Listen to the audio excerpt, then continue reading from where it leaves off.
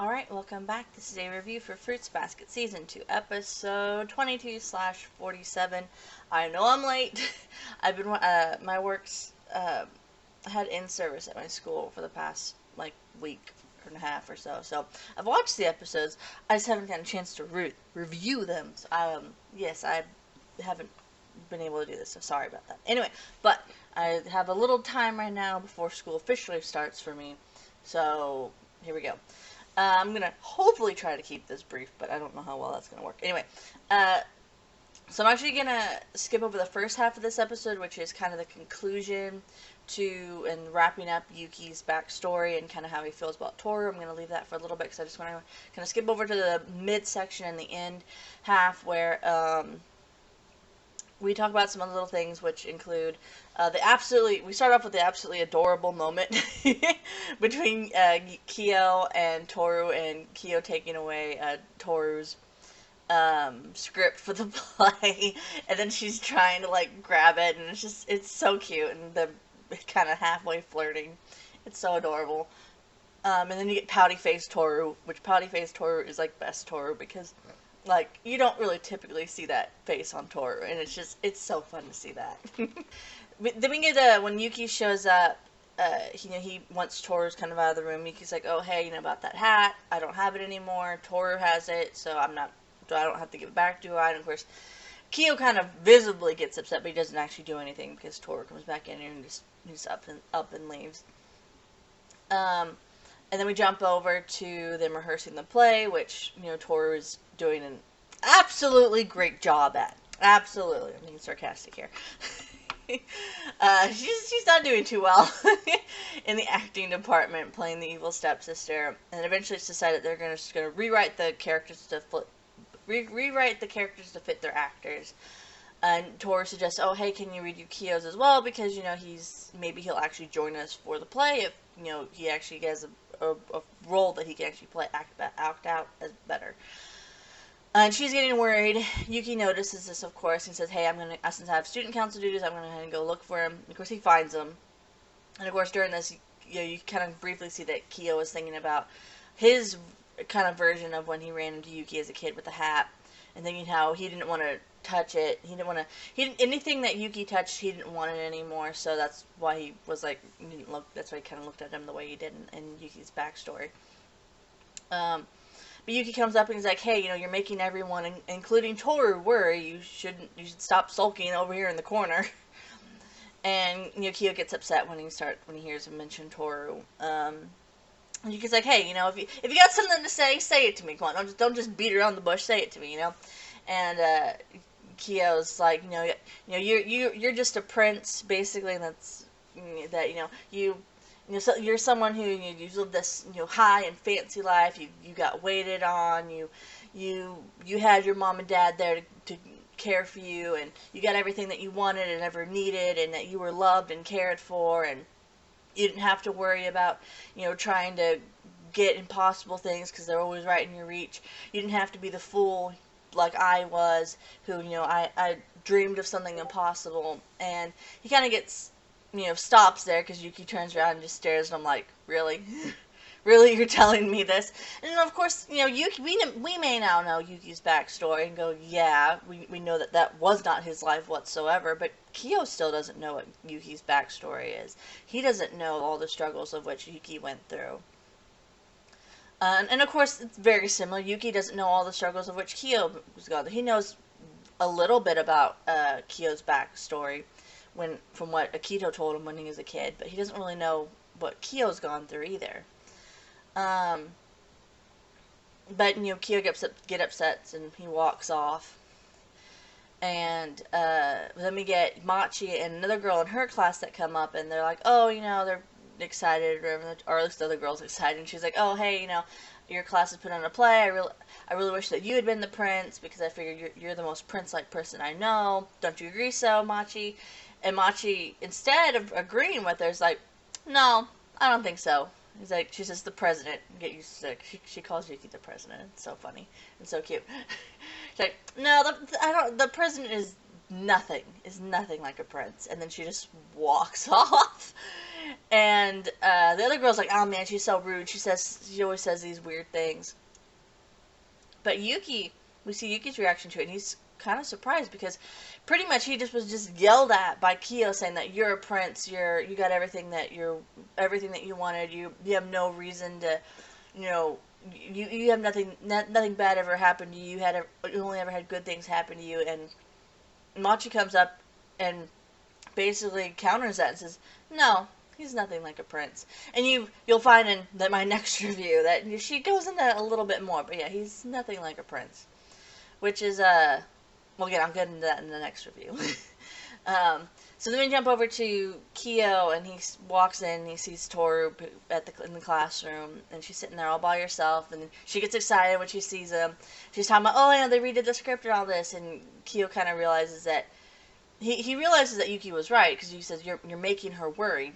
You don't want to make her worry, do you? And he realizes that, yeah, what Yuki said is true. He has been making her worry. And he sees how excited she is about the play, and he's just like, okay, fine, I give in. And he leans his head down, like, really close to hers, and then eventually just, looks straight at her face, like they have, like, they're face-to-face looking, and then he just puts her head on his shoulder and is like, okay, I give in. Takes the script, and then he walks off, and Toru gets all blushy face. It's like, because you know at this point, because Yuki kind of already stated that you already know that Kyo is in love with Toru.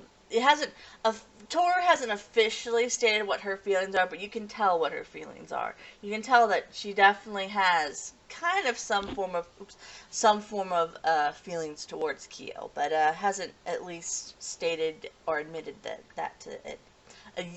Has yet to state or admit them yet. I cannot talk. But it's so good. It's so sweet. It's so cute.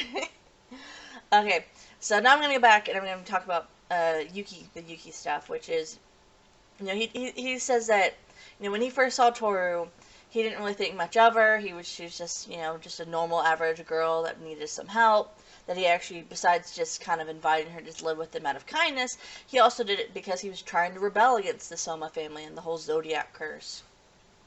But the more he got to know her and talk with her, the more and more he became comfortable with her. The more and more he started to, kind of be in a sense, that's when you could say fall in love with her, but not in that romantic sense.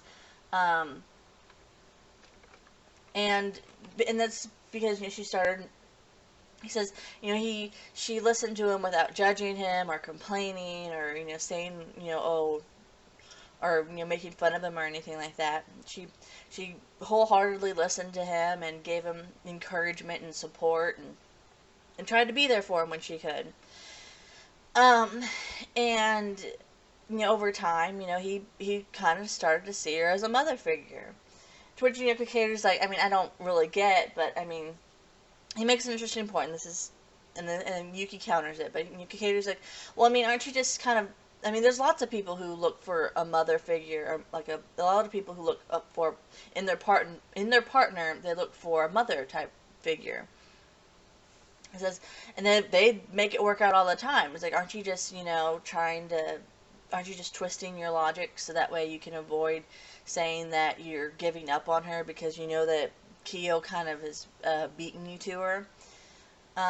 Which I've actually, funny enough, heard a lot of people, even who've read the manga, kind of make this argument that, Kyo, that Yuki just gave up on Toru or whatever. But it's like, no, because Yuki addresses that argument right here. He says, no, he never saw Toru as a romantic figure. He can tell that Kyo properly sees her as a woman and is properly in love with her, and that Toru has clearly some form of feelings towards Kyo as well. But he's saying, that's not how I felt. I realized how exactly I felt on the day of Kyo's true transformation. Of course, is what he's thinking to himself. But he saw, that was the first time he saw Toru as a woman, and he also kind of realized and pieced together that he saw her as, in particularly, a mother figure. And he felt embarrassed about it. He panicked and he freaked out and he said, no, this isn't right because she's someone our age. She's someone who's she's someone who's my age. She's not someone who's older than me or whatever. So this is kind of strange. And he freaked out and said, well, and so he tried to pretend like it didn't, his feelings, his kind of familiar love that he has for her, his platonic love that he has for her didn't exist. And that, oh, it's actually a romantic love thing. Which is why he tried to be romantic with Toru when you see like stuff like earlier in the second episode of this season with him trying to, being kind of flirtatious with her at Ayame's shop. But he's like, that's not how I felt about her at all. It always felt wrong to me. Like I tried to, but then I realized that's not how I felt about her. And of course, thanks to Akito, and then also just all the rest of everything else, he kind of pieced together that yeah, I really do think of her as a platonic, and he came to accept that he thinks of her as a mother figure in his life. And he says, yeah, that some people, they get into those types of relationships where they find a person that's in their life that is a mother type figure to them, and they get into a relationship and they make it work. He says, but for me, I don't want that type of relationship. I don't want to be in this relationship where I'm the only one relying on the other person. I want to be needed and to need someone, and also to be needed by that person. I want our relationship to balance itself out. I don't want it to be one-sided with me only being the one to rely on the other person, because I'd feel so lonely if that was the case. And I love this entire thing. But first of all, I want to mention I want to mention that I'm so glad. It's one of the reasons why having what the original series did, where they had a Yame shop before the True Form arc, that was another reason why they kind of messed up the story, because again, you can't have a Yame shop before the True Form arc, because the True Form arc is where Yuki kind of first realized his feelings for Toru and then didn't want to accept them, and so he tried to play flirtatious with her in a Yame shop. But if you have it before that, it just doesn't. It's kind of weird, and just seems like it makes it seem like he's an actual romantic interest, but he's not. So I'm glad, of course, they followed the manga route as it is supposed to be, and they made it so that he does in fact. They show the Yame shop after the True Form arc, which is how it's supposed to be. But then the other thing I like is that Fruits Basket, and I might go on a little mini rant here. Fruits Basket is not, because you always hear a lot of people, especially those who maybe they clearly don't really understand what Fruits Basket is. They maybe only seen a little bit of the series, or read only a little bit of the series. They go, oh, it's a reverse harem series, or oh, it's a romance, love triangle series. And I'm like, no. If you watch and read Fruits Basket, especially now that you can watch it with the 2019 adaptation, you'll almost realize you'll realize pretty quickly it is definitely, first of all, it is most definitely not a reverse harem series. Like, yes, there are a lot of male characters especially within the Zodiac, but like, we know for sure only one of them is in love with her at this point. Because, and this is where I say it's only kind of, sort of, maybe a love triangle, because as an audience member early on, we think, oh, it's going to be a love triangle between Yuki, Toru, and Kyo. But then, of course, we get this revelation. It's like, no, it's never been a love triangle between them. It's always just been a straight line between Kyo and Toru.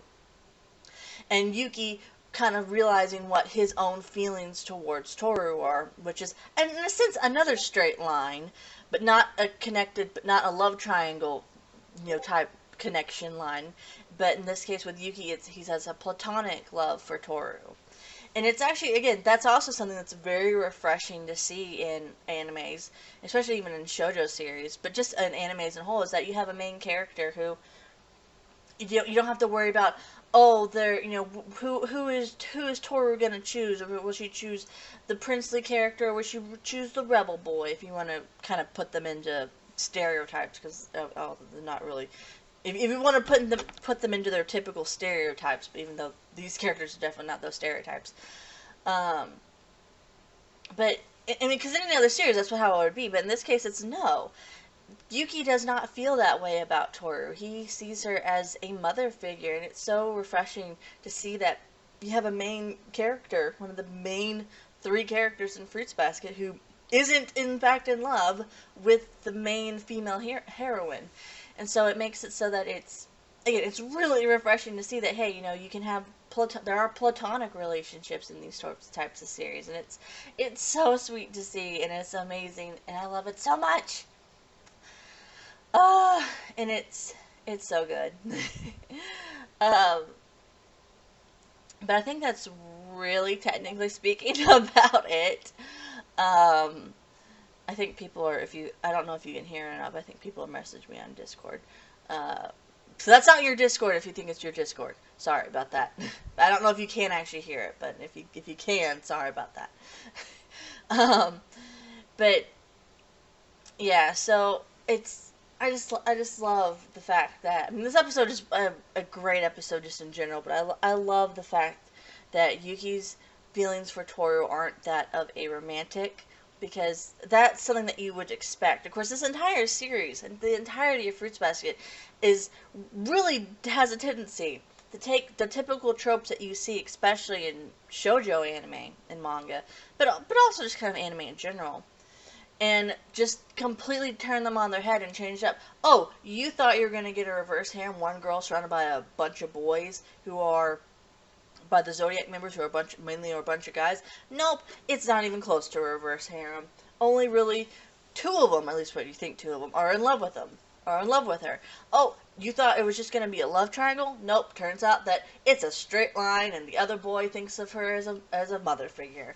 It's like, I love the fact that Fruits Basket has a tendency to take all these tropes and just turn them on their heads and be like, no, you thought it was going to be this way. You thought this character was going to be like this. You thought their story arc was going to be like this. You thought this is how this character was going to be like, because that's what their trope falls them into. But it's not.